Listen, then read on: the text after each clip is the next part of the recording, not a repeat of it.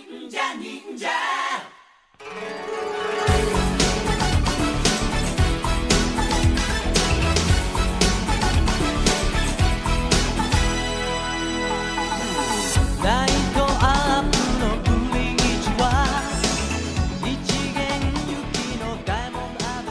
to the Super Sentai Brothers. This is episode 31 of A View to a Kakuranger, the internet's best and only podcast dedicated to Ninja Sentai Kakuranger. Every week we watch an episode of the show and we share our thoughts with you, the listeners. My name is Matt J. With me as always is my co-host and brother Dave. Dave, how you doing today? Good, man. Pretty good. It's tax day. It's April the 15th. Yes. Yeah. So if you... universally agreed upon as the worst day of the year. It's universally by me, which is all I'm counting. Right. So if you are listening to this and you haven't done your taxes yet, you are in trouble, friend, and you need to deal with that. Yes. Although actually, no. Tax day this year is the 18th because the 15th is on a weekend. The Monday is the Monday after Easter. Okay. And so if you were listening to this on Tuesday, literally, do your taxes today. Today. You are out of time, friend. But we actually got, this is pretty crazy, Beth and I got some really good news. Oh, really? Which is, earlier in the year, Beth, my wife, she quit her job. Uh-huh. And so, but we were doing our tax withholdings based on, and she made more than I did, and we were doing our tax withholdings based on the amount of money that we were making up until June. Aha! Yeah, and so when we did our taxes, we found out we had, dropped a full tax bracket. So we're getting a tasty return this year. Getting the tasty slice. Yeah. Speaking of tasty slices, Dave, today we are watching episode 31 of Ninja Sentai Kakuranger. It is called Behold, a New Shogun. I was expecting a stronger joke transition on the slice. I wanted there to be more of a slice of Kakuranger. I'm not sure where you're going with that. One episode is one slice of Kakuranger. Yeah, Kakuranger is arranged in 52 slices, and today we are approaching slice number 31. I don't know why else television shows don't refer to episodes as slices. You just start with one giant loaf of TV, and you just start carving it off. I feel like I can think of probably a bunch of reasons why they don't do that. But in any case, today, episode 31, Behold, a New Shogun, which I'm excited about. I'm super excited about. Last week's episode was amazing, and I am pretty stoked to get into this week's episode. I genuinely thought we were going to be beholding a new Shogun a few weeks ago in the history's first super battle. Yeah, we didn't, but we're good. We're going to get to see it today, I'm almost certain. So Dave, before we get into that, first we have our award-winning opening segment, Dave Shining in the Heavens. There are 5 stars. What is our first star of the week? So our first star of the week, Matt, is, as you know, and our listeners know, I am a trim, healthy mama. Yes, we all know this. And I am, I've lost a bunch of weight. I'm super stoked about it. And as I've said before, losing this amount of weight has keyed me into, I think, just how overweight I was? Yes. Yeah, I believe that was a topic of discussion on a previous episode. Listeners, go back and check the back tapes. I'm almost certain we did. But I thought last week I said, you know what, man? I'm losing this weight. Uh-huh. I've got a good thing going here. I'm on a roll, and I've been saying it for years, literally years. I gotta start working out. I was like, I'm gonna start working out again. I am gonna do this. I'm gonna start exercising again. Uh-huh. So I did. So I started this week, and I'm calling it Operation Morning Person. Okay. Yeah, because I've just realized this about myself, is that when I get home from work, I am just not going to work out. I'm not going to do it. I come home and I want to be done for the day, and I just don't do it. That's a reasonable approach. Right. So I just realized that if I'm going to work out, and I want to, the only time I am going to do it is if I do it before work. And remember, I'm a teacher, so my work day starts at 8 o'clock. So this Monday, Wednesday, and Friday, I got up at 5:30 in the morning. Wow. Yeah, super early. I got up at 5:30 in the morning. When I wake up at 5:30 in the morning, I have a wave of relief, I get to go back to bed for an hour. Right. I didn't. I set my alarm. I did it on purpose. I got up at 5:30 in the morning, and I worked out. And I, kind of did all my morning routine stuff. So by the time 7:30 rolled around and I was getting ready to go to work, I'd been up for 2 hours. I'd had my coffee. I had my breakfast. I had worked out. I felt like $1,000,000. No joke. The soreness set in the days after, because it's been a very long time since I worked out. And so then I felt less good, but I'm on this tip, man. I'm saying something revolutionary. So so what you're saying, Dave, is if you watch your diet and you work out, you might feel better? Yeah, you're gonna feel better. Listen, man, I'm getting my sexy right. I'm up in my game. Being excellent to each other includes yourself, man. Yes. It is. So I won't go into a whole lot, but I am doing HIIT, high intensity interval training. Mm-hmm. So I decided on this because A, there's some good science behind it, and B, because it's very time efficient. It's about half an hour of working out. And in that half an hour, at least to start, I am only doing, catch this, 2 minutes of actual exercise. And you would think that would not be a lot. It is. It is a lot because A, I'm pretty out of shape, and B... Well, this is where the high-intensity part comes in. This is where the high-intensity part comes in. Yeah, the idea is that you just go, absolutely gangbusters for, 30 seconds, and then you stop. And then you rest a little bit, and then you go gangbusters for 30 seconds. And I just looked up. I was like, well, I want to get the most out of this 30 seconds. So what should I do? Because I don't have any weights or anything. And, so I'm just like, well, I'm going to be stuck doing body weight exercises. And everyone just said, do burpees. Just do burpees, and if you can, put in a push-up. So I'm doing burpees plus a push-up, and it's gross. It's gross, and I feel bad afterwards. Sure. But I'm doing it, man. And I'm feeling good. And that's it. That's it. You should join me. You should also get on Operation Morning Person. Well, it's gonna be great. First of all, Dave, I'm currently in my 32nd year of Operation Night Owl, and it's going great. Well, listen. I have tried to be a morning person. There was a time that I worked at Starbucks. Right. I had to be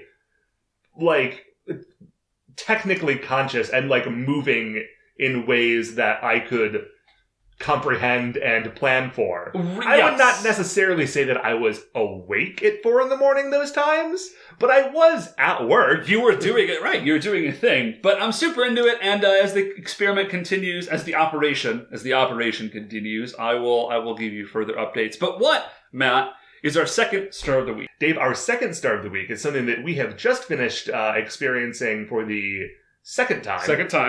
Is the new episodes of Mystery Science Theater 3000. Dude! Which, okay.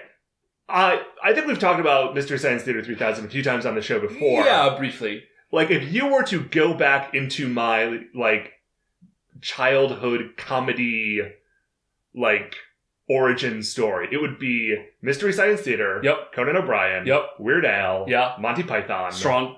And, a couple of old stand-up comedians. Yeah, and we're effectively doing MST3K. This is what we're doing. Right. Us and literally everybody who does a podcast like us is basically just doing MST3K. Yeah. Worst idea of all time is MST3K. We're MST3K. Major Danger is MST3K. Yeah. Orphan Grid. It's all MST3K. We're all just riffing on those guys. Right. And now I know that we have talked about this before because we have said that exact thing in the 5 stars before, I think. Do you ever get halfway into a star and then, and that's when you realize we've already done it? Yeah, sometimes. Hey, sorry, listen, guys. We're on, episode 135 or something like that.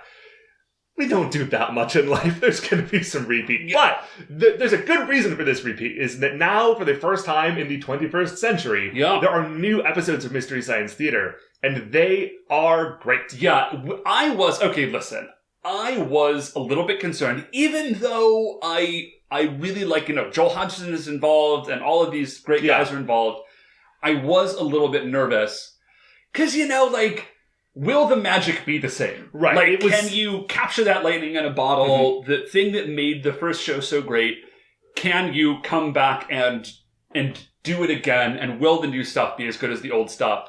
And I've only seen a couple episodes, but so far, guys, if you were nervous about it, let us reassure you, It's cool. It's Like, great. You're good. Yeah, and the great thing is, not only is it great, it is great in the same way that the old stuff was great. It's not like, oh, there's this new version of it for a new generation, and it's different but still fun. Like, no, it's just the same show, but there's a new season of it. Yeah, they killed it. So we watched the first 2 episodes. We watched Reptilicus. Yes. And we watched Cry for Wilderness. I think it's just Cry Wilderness. Cry Wilderness is... It's one of the worst movies we've seen in the context of MST3K. And we've seen a lot of them. Theater. And I feel like we shouldn't go too far on this because it's a little meta to start... Like riffing on the riffing? Yeah, but it's really, really great. Yeah. It's on Netflix. It's on Netflix. You can go see it. So go check it out. Yeah. You're going to be happy that you did. Honestly, if there's only one bit of the new episodes that feels a little out of place, which is that, like, the new segment with the mad scientist, and particularly, like, listen, I like Felicia Day. She doesn't seem like she's right in this, because everyone else is a comedian and she's an actress, and it just, like, feels a little different. Matt, I kind of agree with you, but I'm going to stop us there before we accidentally say something bad about Felicia Day on the internet. You know, Dave, I feel like that's a real... You don't want to be that person who did that. So no. There are very few unforgivable sins on the internet. That I think might be one. And I think that's one of them. So Matt, what's our third star of the week? Third star of the week is jump right out of that one. So we were going to talk about this last week, but we didn't do the 5 stars because we did a Creature Royale instead. But a few weeks ago was WrestleMania, and I wanted to spend a few minutes talking about the Showcase of the Immortals, the grandest stage of them all. Yeah, I did not. I was really bummed out. I didn't get to see the whole thing this year. Our buddy Josh did have a party to watch it because he is a member of the WWE Network, only $9.99 per month. Yep. And but I did get to see the first half. It was fantastic. I had to work in the morning, Dude, so... I also had to work in the morning, and WrestleMania ended at, like, 12:30. Yeah, okay, well, I'm glad I cut out what I did. And then I was in for it, right? Because, like, at that point, because it was supposed to end at, like, 11. That's normally when those things end. Yeah. But they moved some matches around. They put something that was originally going to be in the pre-show into the main card, the SmackDown Women's Championship, which was a great match. Yeah, that was Naomi a fantastic got the belt back. You know, feeling the glow. Mm-hmm. Oh, no, you're thinking of the Raw Women's Championship. Oh, yes. SmackDown Women's Championship was later. Yeah, dude, Raw Women's Championship was Raw! Yeah, dude, it was great. It was really, really good. Nia Jax was killing it. I mean, they were all killing it. It was an amazing match. Yeah. But the thing that I especially want to talk about is that The Undertaker retired. Yeah! And you missed The Undertaker retirement match, which honestly... I think reading the story is probably better than watching that match, because, like, The Undertaker is an old man who has wrestled for most of his life, and, like, it is hard for him to, like, move like a human should. Yeah, dude. I mean, okay, I'm sorry. It's easy for him to move like a human should. It's hard for him to move like The Undertaker should, because The Undertaker is like... an unstoppable juggernaut of wrestling power. He's got to hook up with DDP, man. Get on that DDP yoga. Oh, yeah, I mean, I think he's in good shape. It's just... nobody can do that stuff their whole life. Right. And he has been a professional wrestler, I think, my entire life. He's been The Undertaker for 27 years. Yeah. And he was a wrestler before he was The Undertaker. Dude, that's nuts, man. And so it reminded me of this really stupid idea that I had. And I mentioned this on Twitter, but I'm going to say it again because I want everyone to know. Not everyone's on Twitter. About my potentially great, potentially very stupid idea. No, this is an amazing idea. Don't back off from this. Which is, and I thought about it originally when Brock Lesnar broke his WrestleMania streak a few years ago, is that if he retired then, Brock Lesnar should have had to have become the new Undertaker. No, that's incredible. I can't. You need to TM, or I'm going to steal that. I'm stealing the McElroy Brothers move. We're trademarking that. I don't think we can actually do that because it's someone else's intellectual property. But you need to take that, I don't know, like write a fan letter to Vince McMahon and just be like, Vince, you're never going to believe it. This is what has to happen. Right. So, like, I thought about it with Brock, but Brock would not have looked good as The Undertaker. No, he wouldn't. but he would have had Paul Heyman with him to be like the new Paul Bearer, which would have been amazing. But now that Roman Reigns has retired The Undertaker... Roman Reigns would look good as the Taker. Imagine that handsome boy dressed up like a goth cowboy. Like, it's a good look. It would work. It would be really, really good. So is there anything else, Matt, you wanted to hit about WrestleMania? No, I just wanted everyone to know about my weird fantasy booking for The Undertaker. No, it would be fantastic. I would love to see that. Dave, what is our 4th star of the week? So, 4th star of the week, Matt, is we've got a brief trailer talk. 2 trailers dropped this week. Trailer watch. No. Trailer watch. Okay, I'm really torn between do I never want you to do that again, or do I always want you to do it forever? I'll get back to you later. But 2 new trailers did come out this week. So the first is The Last Jedi. Last Jedi. Last Jedi trailer came out, and I'm digging this release schedule, Star Wars. Yeah. Where there's just like one per year. Just give me another Star Wars every year. Forever. Yeah, just forever. I will always watch them. And if they're as good as Force Awakens and Rogue One, like if they continue that quality streak, like, sure, why not? Yeah. Why wouldn't you? Sure. Well, that's what Marvel's been doing, and the Marvel movies, they drop like 1 to 2 of them every year, and they're fantastic. Yeah. And every time, I've said it before, I'm sure I'm going to say it again. Every time someone's like, oh, this is it. This is the last one. They can't be good after this. Because like the internet loves to hate things. And Sure. Every time those people are wrong. And the movies are fantastic. So, but The Last Jedi trailer came out and it looks really good, dude. It does look very good. It looks super, super good. It's Rey. It's only, it's a super early trailer, so they're not giving very much away, which is great. And I honestly think that after this trailer, I'm probably going to try and avoid further trailers. Avoid all the other ones. Because, like, this, to my mind, is a perfect trailer. It's like, there's some shots of Rey. She's on that island we saw at the end of Force Awakens. She's got a lightsaber. She's, like, doing some jumps and flips. She does a little floaty rock stuff. Uh-huh. We see some backlit shots of Luke saying something about the Jedi have to end, which is nonsense, because of course the Jedi aren't going to end. They're like the best part of Star Wars. Dave, the name of the movie is The Last Jedi. Yeah. The Last Jedi before that Jedi trains like a whole new crop of Jedi. The name of episode 9, Matt, is going to be like, psych, there's still Jedi. That's what that movie's going to be called. The first Neo Jedi. Right, yeah, whatever. And so, now, when I say Neo Jedi, I mean new Jedi, not like Jedi who are also Neo from the Matrix. But now that I've said that out loud... Now that you've said it, we're in. I am 100% in. I would watch that movie. Just Keanu Reeves as the new Jedi. Yes! So, this is... Yeah, it's a perfect trailer because it's whet my appetite for this movie. It looks super, super cool, but it hasn't really told me anything about what's going to happen, which is ideal, because I don't want to know too much about. I just want to go watch the movie. Right. So this is perfect. So there was one more trailer, Matt. There was another trailer. That came out. That Thor True trailer. Yeah. Dudes. Yeah. If you have not seen it yet, let me give you the highlight reel. First of all, it's amazing. Second of all... It's amazing. Immigrant Song. Yup. Because listen... Wait, hold on. That's the Immigrant Song, right? It's totally the Immigrant Song, yeah. Okay. I had this weird moment of like, am I saying the wrong name of the song? No, you're good. Okay. So it's the Immigrant Song. And the really important thing about that is that it's the only song that I know of that references the Hammer of the Gods. So I don't know why it hasn't been in the trailer for all of the Thor movies. I think they were probably saving it. That's my guess. Because when they started doing Thor movies, they knew they were going to do 3 of them. And at the first meeting, they were like, so we're going to use Immigrant Song, right? Everyone's like, no, dude. You gotta wait to drop that hammer. Right. Some beautiful genius said, no, that was good. Some beautiful genius said, no, dude, we're going to wait for the 3rd movie and it's going to be killer. So there's a couple of just really fantastic things that they're doing. Valkyrie's in it. Valkyrie's in it. You know who else is in it, Matt? Your boy.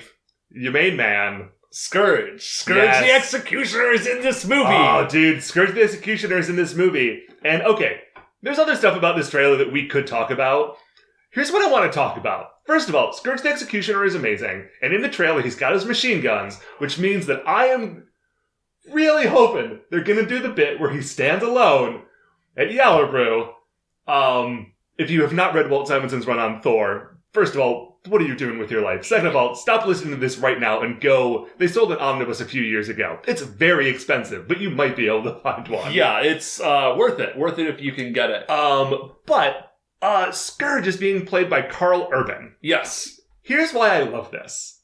I swear, not a month ago, I was having this conversation about how Karl Urban was, like, in the center of the Venn diagram of all, like, comic franchise movies. He's comic nerd franchise movies. Yeah, he's the M'Kraan crystal of nerd movies. He's the nexus of all realities for nerd movies. Dude was in he was in Lord of the Rings. He was in Lord of the Rings. In TV as well. He was in Hercules and Xena. Right. He was Dredd. He was Dredd. He was in the Riddick movies. That's right. I totally forgot about that. Dude. He was in Star Trek, obviously. Yup.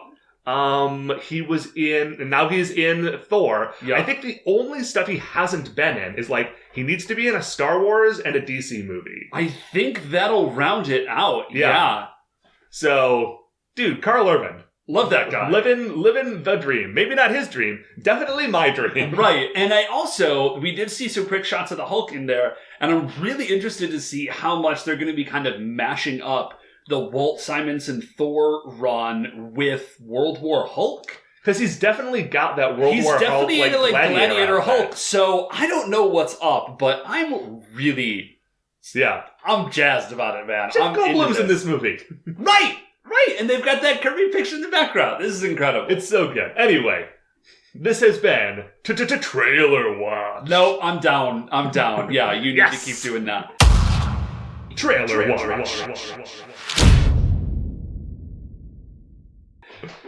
Okay, Dave, what is our fifth and final star of the week? So I will keep it short, but a little bit ago, Beth and I and some friends of ours, we went to a new restaurant that's just down the street, and I ate food that I had never eaten before. The place is called Zoma, and it is an Ethiopian restaurant. Oh. Yeah, I had never eaten Ethiopian food, and it is A, unique, and B, super tasty. Want to give me some sort of an example? Yeah, so here's the jam. Take me to Flavor Town, Dave. Yeah, so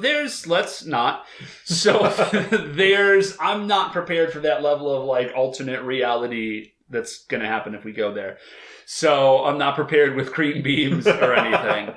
So Ethiopian food, it's a lot of, like, stews and curries. Okay. But like heavy duty stews, like not stews you would eat with a spoon, like things that have been stewed is a better way to say that. And you order the food, right? And then and then it comes out not on a plate with utensils. It comes out, like, there is a platter, of course, but on, like, a giant pancake. Okay. Like a sourdough buckwheat pancake that I think is called an injera.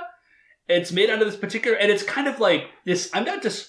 It's kind of spongy in like I said, it's like a sourdough pancake, so it's kind of bubbly, and then it's got kind of a spongy texture, and then all the food is just sort of on it, and then you're, like, tearing off parts of the plate, the injera pancake, and using those as, like, a hand thing to kind of scoop the food up. Okay. And then they bring you extra stuff as well.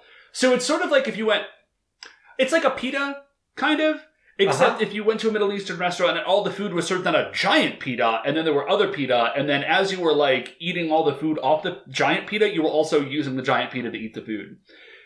That sounds good. It kind of snowballs, but it's super spicy, and it's really savory, and the food is delicious. So if you live in the Cleveland area, I recommend that place. And if you don't, maybe you can find Ethiopian food near you. It was a taste adventure. All right, you know what's another adventure, Dave? I think I know what you're going to say. It's Ninja Sentai Kakuranger. We're going to watch episode 31, Behold, a New Shogun, and we will be right back. All right, welcome back. So we have just finished watching episode 31 of Kakuranger. We have beheld the new Shogun. I was a big fan. Yeah, that's a cool Shogun, dude. But we will get to that later on in the episode. Early in the episode, we start, as we so often do, in the quarry mid-fight. So this episode starts up directly after the last episode stopped. It's a part 2. They're literally in the middle of the same fight. So it's Tsuruhime fighting her dad, and the other Rangers are nowhere to be seen because they've gotten blown off a cliff into a river, I guess. So it's just Tsuruhime, and she's doing, like, backflips around her dad, but he's blasting her with lightning. And so I think the idea is that he's, like, dragging her around with telekinetic lightning somehow. Yeah, I have it in my notes as the whip flip. There you go. Which is something that happens a lot, where, like, she shoots him with a laser, he deflects the laser with his hand, he, like, shoots an electricity beam at her that envelops her, and then, in an effort to show that he is dragging her all over the place, the actress in the suit just has to do a bunch of flips. This is the standard. That's a great name for it, the whip flip. And this is a move, you see it all the time. Yeah, we saw it like 3 episodes constantly. ago. We saw a ton last year with Maria, because she's got that, like, crazy energy whip. So she does that for a second, and then Dad blasts her super hard, blasts her so hard that she is out of Henge. Like, he knocks her back into her human form, and he does the slow approach, where he's walking over, and he's got the sword, and she's looking up at him, then it's back to him, and then back to Tsuruhime, and then back to him, and he says, "This world will be the yokai's eventually, it's only a matter of time," and he's about to kill her. Yeah, it's like the Kakurangers are like a small thing that we just need to deal with, but you're not going to stop us. This is Yokai Town. This is it. Game over. And then he's attacked by a cloak. Yeah, like a flying cape just sort of like comes out of nowhere and kind of envelops him for a minute.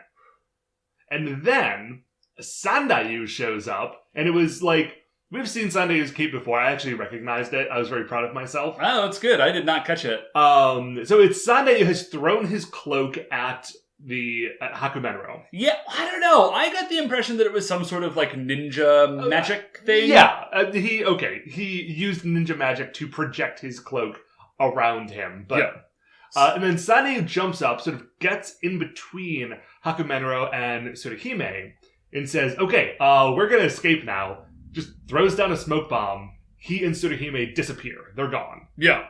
So we flip to them. They are running through the woods, and Tsuruhime is fighting Sandaiyu to get back to Hakumenro. She says, "No, I want to fight. He's killed the other Rangers. I've got to kill him. I don't care that it's my dad." And Sandaiyu says, "First of all, no, you're not strong enough to beat him. Second of all, the other Rangers are fine." Right. He says they are being saved right now. So, is it Dog Little Brother number 1? Yes, it is. It's Dog Little Brother number 1, whose actual name is Bun.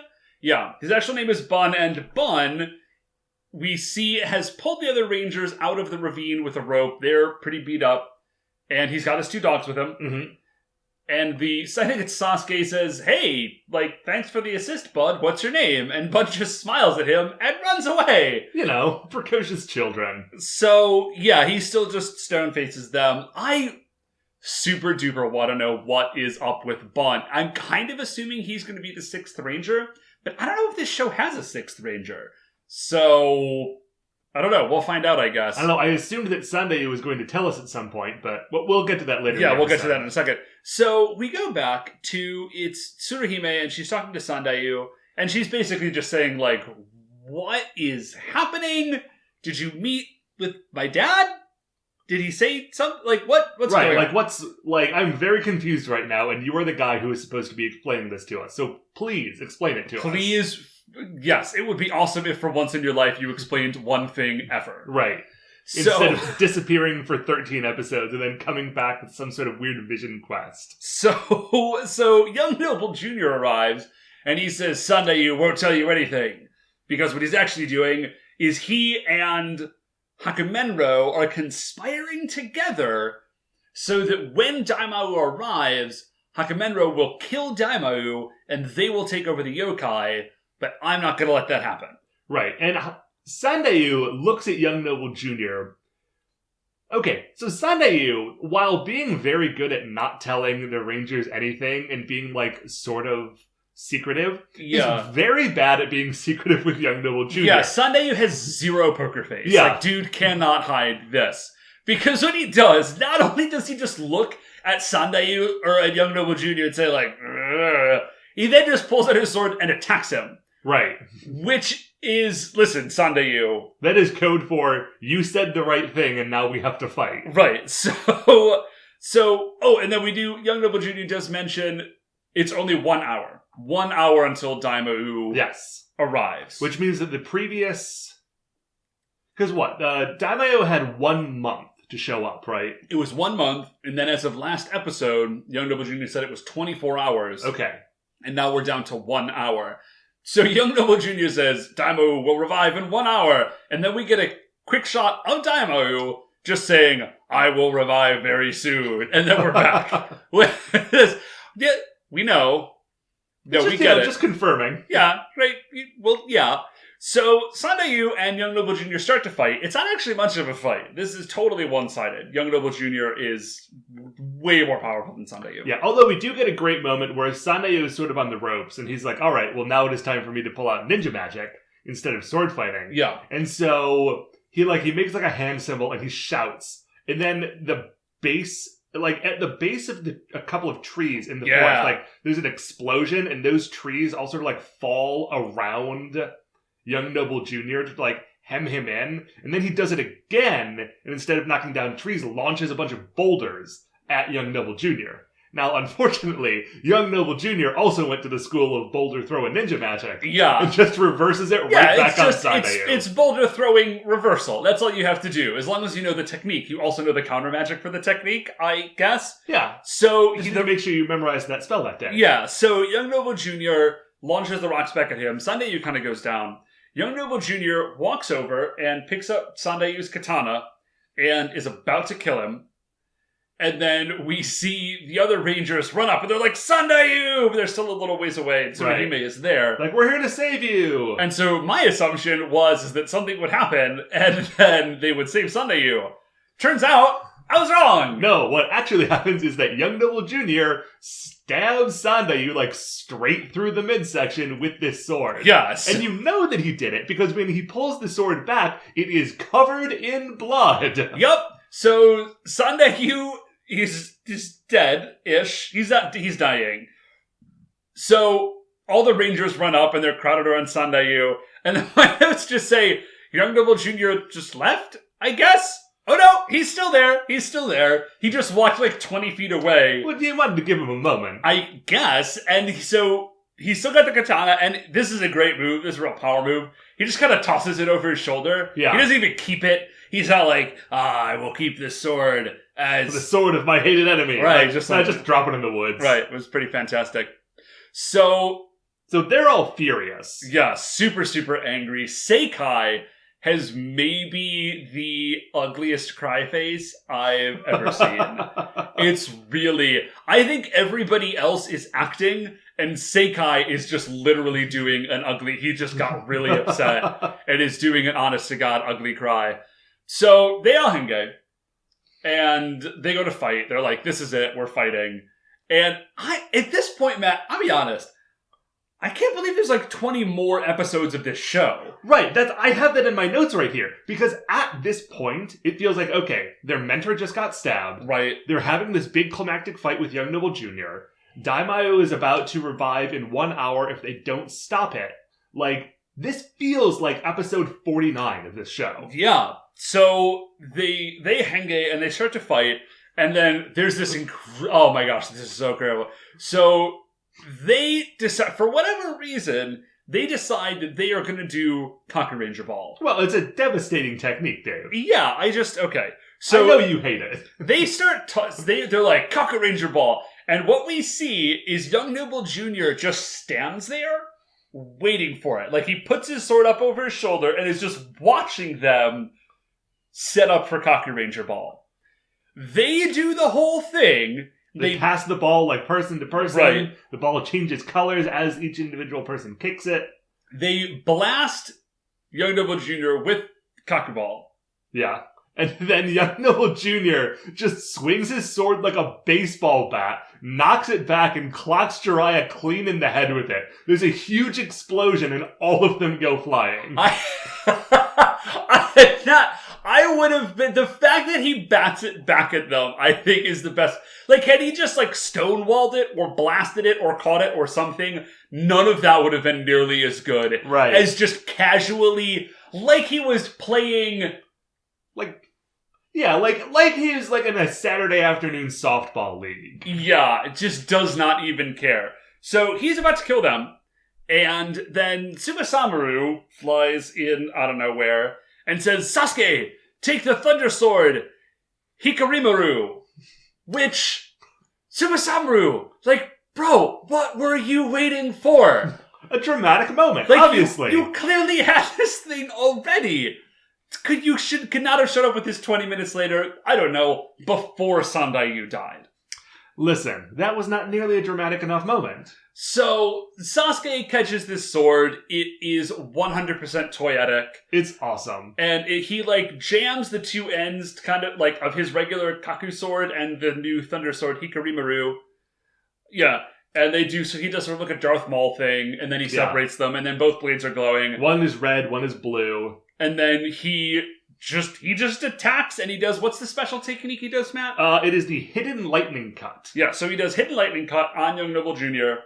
Young Noble Jr. goes down. Yeah, like this is a good move. Yeah. And I'm really excited, by the way, because we've seen now that Super Samaru gives him the Lightning Sword, right? Or the Thunder Sword? Yeah. The Thunder Sword, Hikarimaru.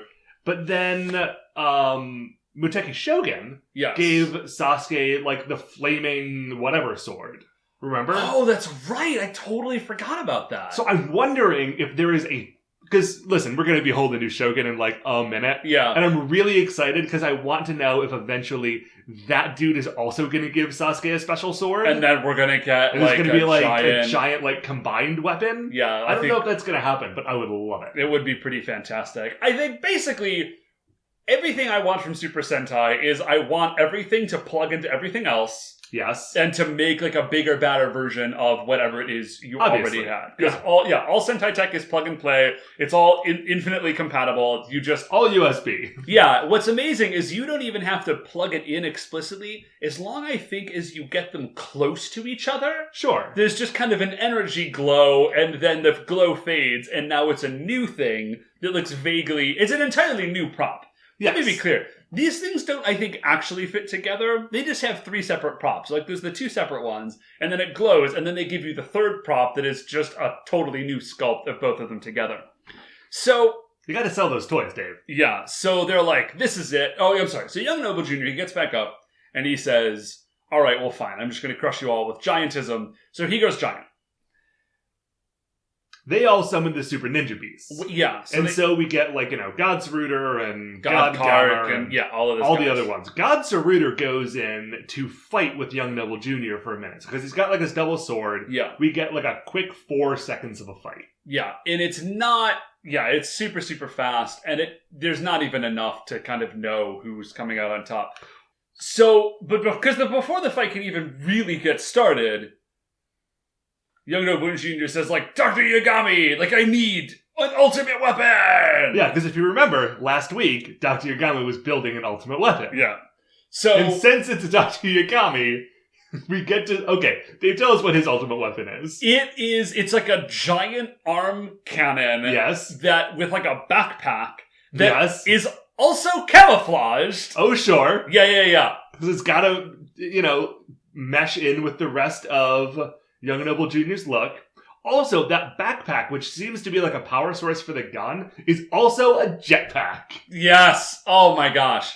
So when he gets this super ultimate arm cannon weapon, he starts to do a number. Like, the attack coming out of that thing is called the Crush Beam. Yes, thank you. I forgot about that. He knocks over God Saruder.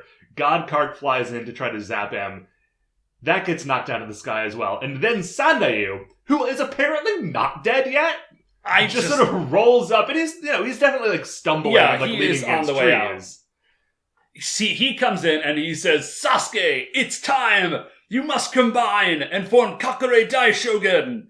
So... And there's a moment where the Kakurangers respond to this as though they are confused about what he is saying. Yeah. Like, they have forgotten the entire point of this whole exercise. Maybe, I don't know, maybe they just thought, they're just like, well, we got these god beasts. These guys are great. But they've seen the statue of Kakuranger Shogun. So, speaking of the statue, we flash real quickly to the spot inside the Castle of Winds, which again is Muteki Shogun, where it's the three statues of Super Samaru, Muteki Shogun, and Kakuranger Shogun.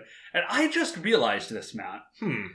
what this means is that, because the Castle of Winds is Muteki Shogun. Correct. And inside the Castle of Winds... I think it's the Castle of Wind Illusion. Thank you, Castle of Wind Illusion.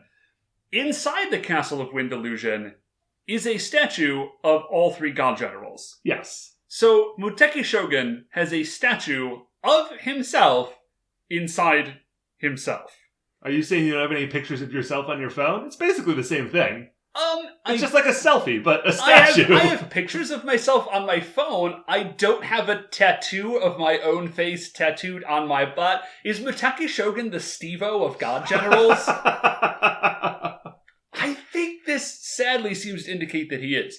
So they, like, from the three god generals, I-beams, like, shoot out, and it shoots at all of the god beasts. And they combine into Kakure Daishogun. And Kakure Daishogun rules. Kakure Daishogun looks rad as hell. He's got like this big bear face coming out of his chest. Yeah, so here's the deal. God Kark forms the head. Yes. And God Kumard is like the chest and one of the legs. I thought both the legs were God Gamer. Oh, that's right. So he's a frog. Because he's got like those crazy legs. So both the legs are God Gamer, and then Kumard is the chest, and then I thought this was very interesting that God Saruder, who is just a person shape, because it's a monkey, is not like the body. Yeah, that is very interesting. Yes, because God Saruder and God Logan are the two arms. I genuinely assumed what we were going to get with Kakure Daishogun was that the other four god beasts were going to form, like, armor or something around God Saruder. Because that is how Daireno worked in Dairanger. Yeah. Because Ruseo would turn into, like, his warrior form, and then everything else would sort of become armor that he would wear. Yeah, or kind of like Voltron, where, like, the black lion is the center, and then the other ones kind of form onto him.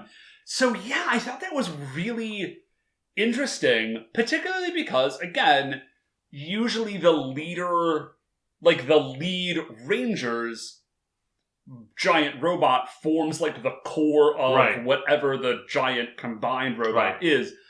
And so it's not Sasuke. I mean, it's kind of Tsuruhime since she's the head and she's sort of the leader. I do like that, yeah. But I thought that that was a pretty neat thing. And then, so Young Noble Jr. says, Kakure Daishogun, how dare you? Which I feel like that's got to be like some weird quirk of translation, because it's like, well, they're trying to kill you, Young Noble Jr. Right, and you knew that they were looking for this. They went on a whole, like, 4 or 5 episode arc to go find these hidden scrolls. Yeah, this is not like a social moray that they have violated somehow. Like, how ungentlemanly of you to have formed Kakure Daishogun. So they start fighting, and this is a one-sided fight. Kakure Daishogun has completely ramped up. He's operating at a whole new power level. Young Noble Jr. has nothing to do to fight this guy.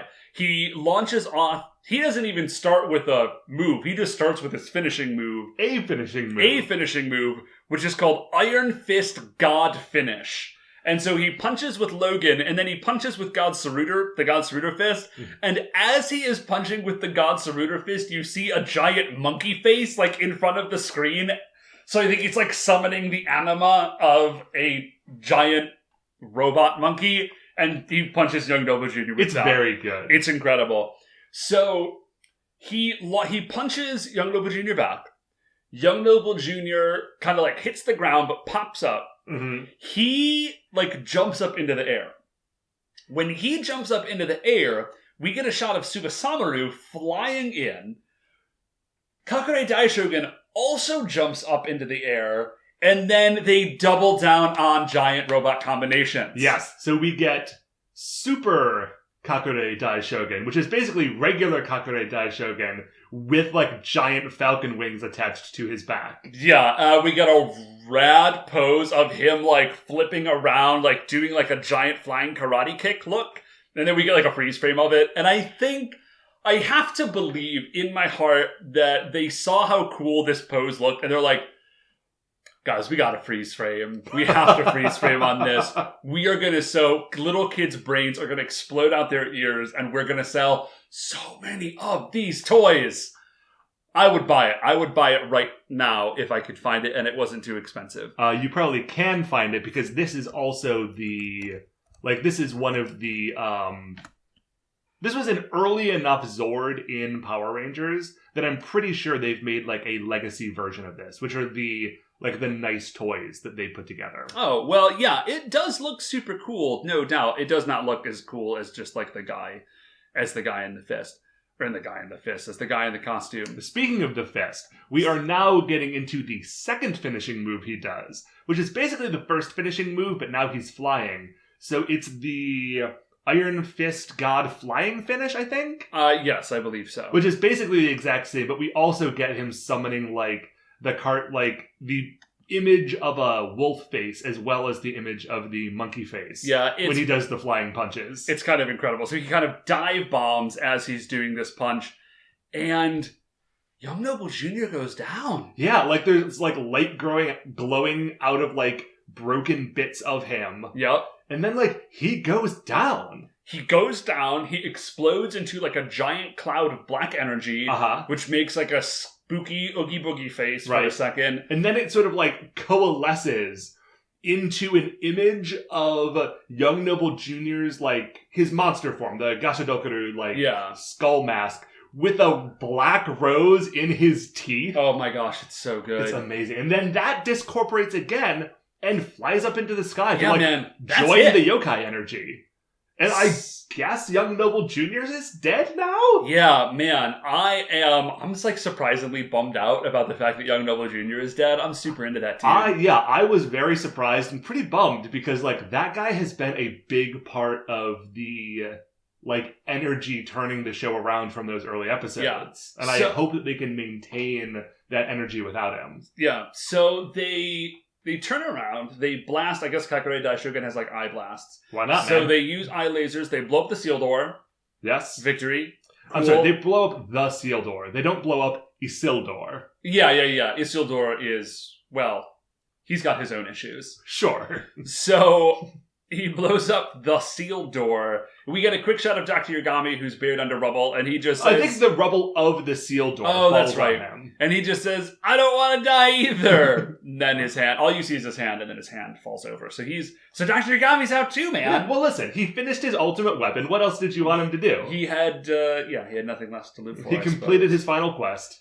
So, which was to make yet another gun to put on yet another arm. So, Skull Island kind of gently resets itself. It seems like it falls fast enough that every building and person on it should be crushed to death. Yeah, they do not. But that is not what happens. It just kind of gently floats back down into place. All the stones turn back into people. Which is great. Yeah, awesome. And then the seal door is rubble, and the skull castle disappears. Everything seems to be fine. Yeah, and the show's over. I guess Kakuranger was only 31 episodes. Right. No, it isn't. There's more, of course. So the Rangers they're on Henge, they go find Sandayu. Who is still in the very slow process of dying. Yeah, so Sandayu says, guys, this is it. This is it. It's been a pleasure working with you. And the Rangers are wrecked. They're destroyed. It is as though Sandayu has been in every episode of this show. Right, so Tsuruhime makes sense. Sandayu has sort of raised Tsuruhime on some level. Right. Because her dad is busy being Hakumenro, the yokai strategist. The other Rangers have met this dude, I think, twice?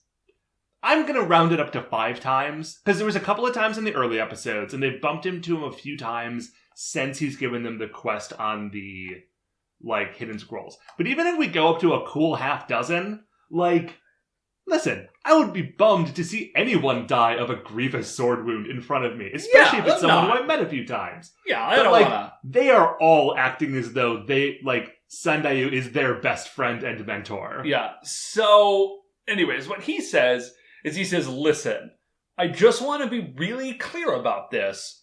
Your dad is not on some, secret double betrayal thing.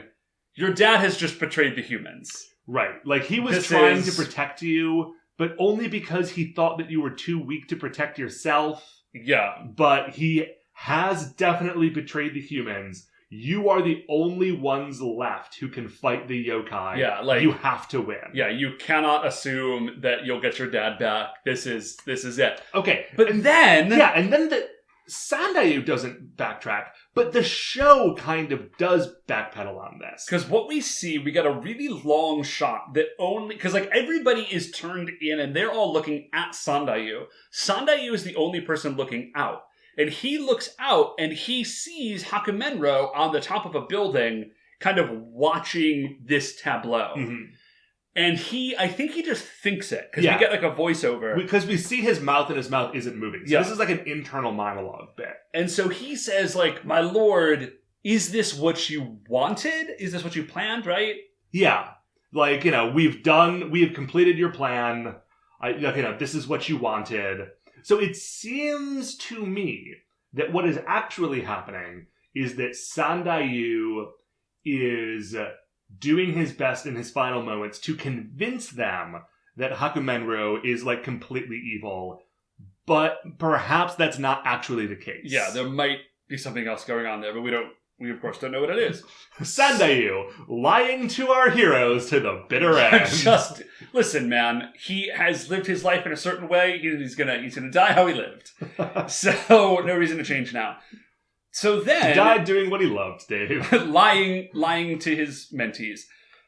So then, all the chunks of the seal door glow, and then they just fly up and reform! Yeah, so it turns out, like, this was kind of all for naught. Yeah, this plan meant nothing, and the door just opens, and Daimu rolls out of it, and he's fine. He just says, like, I am reborn! And Daimu is... It's a weird look. It's like if...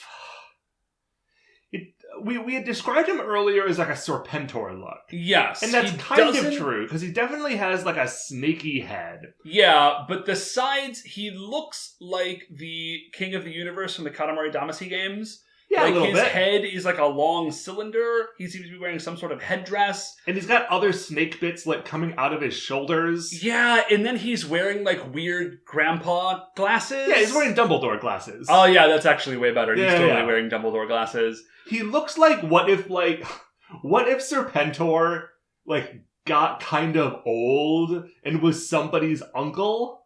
And also maybe had to, like, substitute teach sometimes to make ends meet. And he's got, like, a weird cane scepter thing.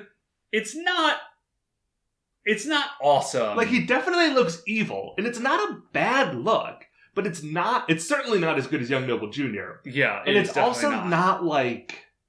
It looks evil, but it doesn't look scary. Yeah, and then this is the first time, and I think this is a trend that continues on, like, into the rest of the Super Sentai world, that this is the first monster, or the first, like, boss monster, I think, that we've seen, that has a sculpted face.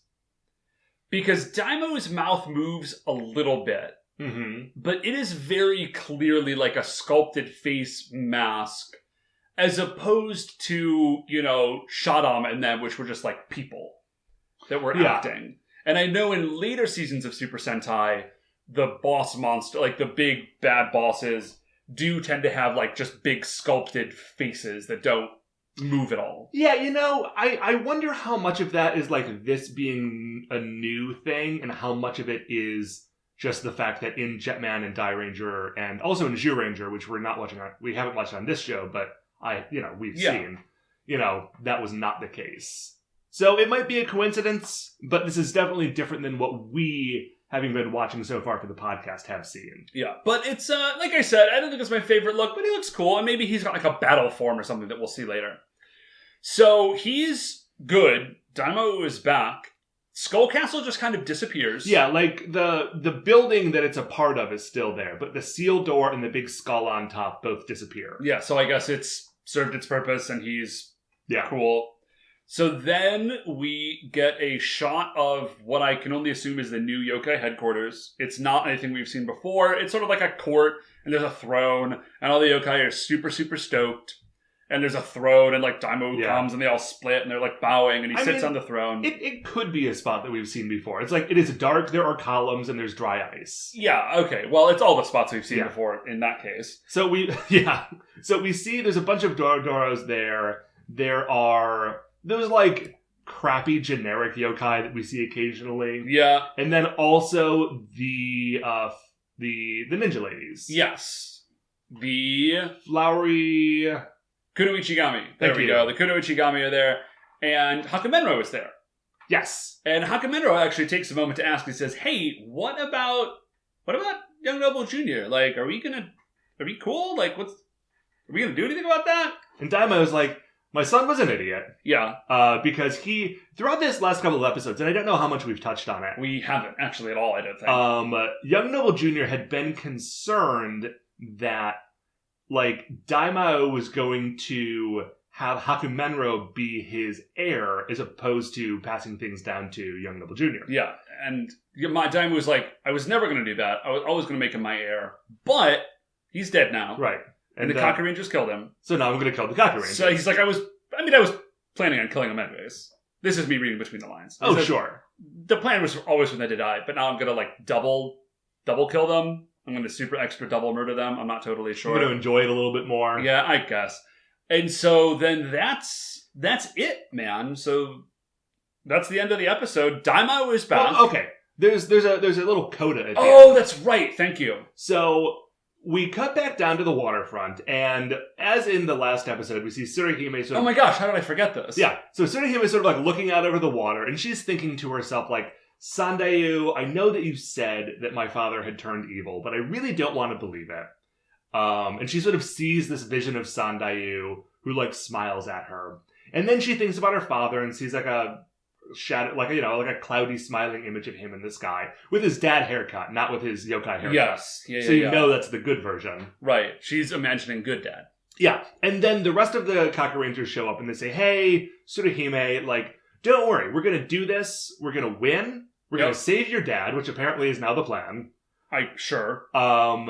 And we have this new powerful ally in Kakure Daishogun. And then the camera just pans. The camera just pans up, and Kakure Daishogun is just chilling. Just like standing there, looming over this park they're standing in. And I really love the idea that when they're not using him, that he is just kind of around. Just sort of like just out of camera frame. So then that's the end of the episode. So, yeah. I mean, big shakeup. Young Noble Jr.'s dead. Yes. Daimyo is back. Sandayu is out of the picture. We don't know what's up with Hakumenro. Is he good? Is he bad? We've got all the robots in place. All the giant robots in place. Yeah. I am still, on some level, I'm still waiting for like an ultimate combination. Because we know that Super Samaru combines with Muteki Shogun. Right. And we know that Super Samaru also combines with Kakure Daishogun. Right. And so I am really, really, really hoping that at some point we will get ultimate Kakure Muteki super god mode. Right. That would be pretty good. I honestly have no idea. No, I'm clueless. I just want it to happen. I'm speaking it into the universe, Matt, and hoping that we'll get it. Okay, so how are we going to handle the Creature Royale this week? Because we've actually had a couple of deaths. We have Young Noble Jr. Yep. And we also have Dr. Yagami. Okay. Well, I would say Dr. Yagami should go on the list of... like the weekly villain list. The weekly villain list. So he's not competing against God Newt. Well, no. I'm going to change that up, actually. Because we put Jin the Demon Fist on the regular monster list. Uh-huh. And I feel like that's where Dr. Yagami goes as well. Oh, yeah. Young Noble Jr., of course, goes on the... like the commanders. The commanders list. Yeah. So, Dr. Yagami let's start with Dr. Yagami. So, I love Dr. Yagami. He's totally, totally rad. I think he's got to be top half. Oh, easily. Top 50%. So... he's got like a really fun theme of just making like cyborg bits to put on pre-existing monsters. Yeah, so he is at the very least, minimum, he beats out the Ring Priestesses. The Ring Priestesses are sort of like right in the middle for us. Oh, sure. So is he top 25? Well, what's number 25? Or top, let me say that again, top 25%.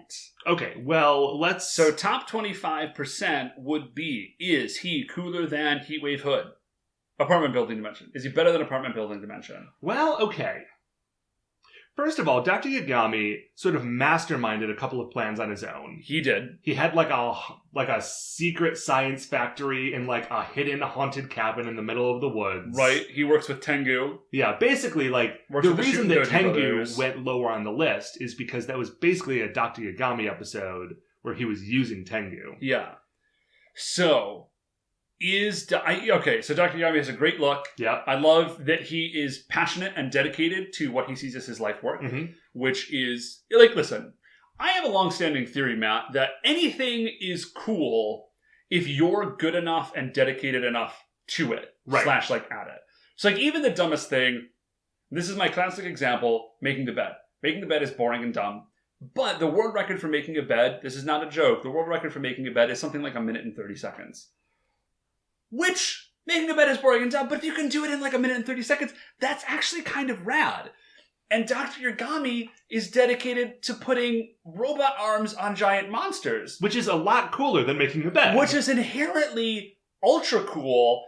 And his level of, I would say, philosophical purity, Matt, and dedication to what he views. This is a man who's discovered his passion. Yeah. He knows his mission. And he's just going to pursue it to the end. And he's concerned about cleanliness in the lab. He always makes his Dorodoros wear the lab coats when they're doing his labor. Yeah, well, there's no reason to be sloppy. He's got crazy hair and a mustache and an eye patch that he wears as part of his glasses. Yes. Okay, so I think... Well, man, this is the tough thing, because we're getting into rad monsters in the top 25%. Like, this used to be easier. The top 25%, man, it goes, counting upwards from the bottom... Apartment Building Dimension, Kabuki Boy, Key Clown, Hungry Wolf Demon, Gali Sensei, The Media Magician, Zakashi Warashi, Nue the Chimera Schemer, Tsuchiguma the Spider we're Monster. too high. We're too high now. Okay. Well, I'm just saying, that's the top 25. So, is he better than Apartment Building Dimension? That's the gatekeeper for the top 25%. Yeah. Okay. Because Apartment Building Dimension is that high on, like, coolness of look... But basically only coolness of look. It's not a character. So it doesn't have an arc. Like, Dr. Yagami's got like a whole thing going. And even though he does not look as cool as Apartment Building Dimension, there was that one time that Dr. Yagami was like on a bicycle with like a radar circling on top of his head. That is a true thing. When he was like jamming the communications of So I tell you what, man. I'm just going to start talking up. You tell me when to stop. Kabuki Boy. Okay. Now, I think he's in Kabuki Boy range. Okay. Because Kabuki Boy was another character. He had a couple of episodes. He did. They were very good episodes. And I think the reason Kabuki Boy got so high on the list initially is because he had a plan that actually made sense. Yes. Like, he possesses people and, like, uses their skills and abilities. And so he kidnapped a bunch of, like, ultimate fighters and made a gauntlet of them that he was, like, possessing in sequence to fight the Die Rangers, terminating with possessing a killer robot. Okay. That had, like, missile fingers. So, is he better than Key Clown? That rollerblading, soul-stealing key guy. Tough, right? Now we're getting into difficult decisions, my brother. My gut is no. I think I'm with you. If only because Key Clown had rollerblades and Dr. Yagami had a bicycle and the rollerblades were cooler. Yeah. Okay, so that puts him just below Key Clown at spot number 14. Good showing for the good Dr. Yagami. Okay, so now, Matt, where does Young Noble Jr. go? Now, I will say that our list of commanders, we have not gotten to the 4 Vyram commanders from Jetman yet. Oh, is that true? Yeah, so the only people we have on the list, it goes Shaddam, Gara, Goma the 15th, Akamaru, and Zydos. Okay. And we don't have time to put... I don't think we have time to put them on the list right now. No. We'll get to that in future. Yeah, we will get to Creature Royale special episodes.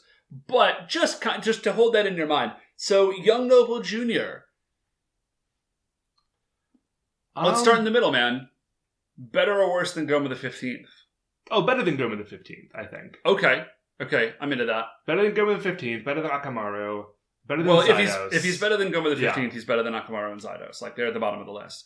So, Gara, man, the pettiest, just nastiest BDSM leather mama tribe. Yeah, no, she wasn't the Dai tribe. Oh, she was Dai tribe. Yeah. My bad. Originally. Yeah. Okay, listen. Pro points on Gara. Before we go into the finer points of Gara and then Shogun, yeah, can I give you where my gut is? Yeah, please do. I like Young Noble Jr. better than any of those people. Okay, hit me. And honestly, a lot of it is just cool points. He's a rock and roll skull man. Like, he's a rock and roll skull man.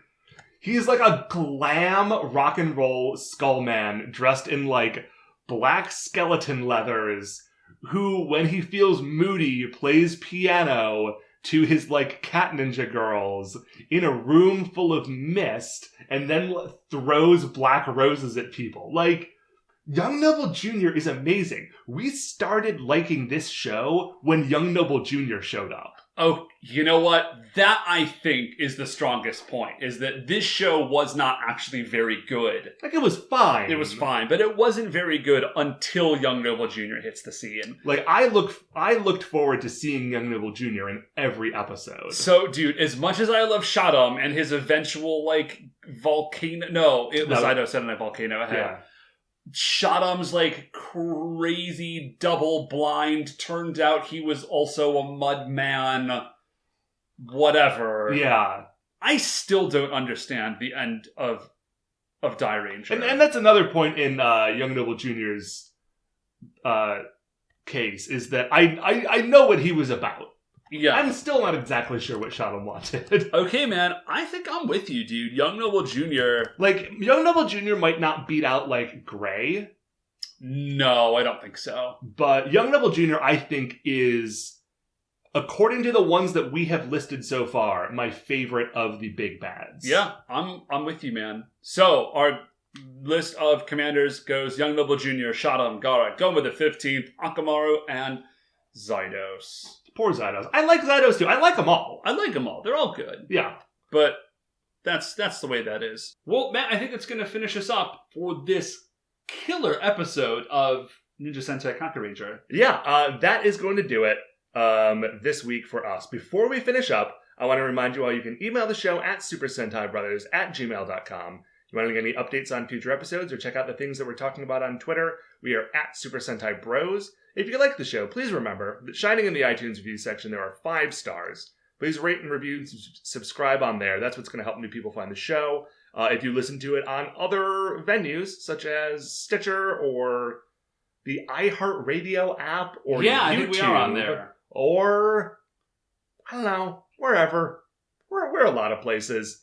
Wherever you find us, if there's an opportunity to rate us, please do that. That'd be great. Super Sentai Brothers are a production of Retrograde Orbit Radio.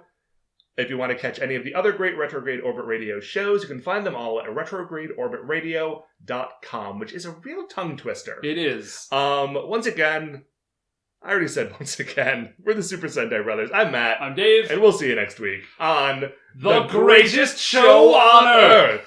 Kakuranger.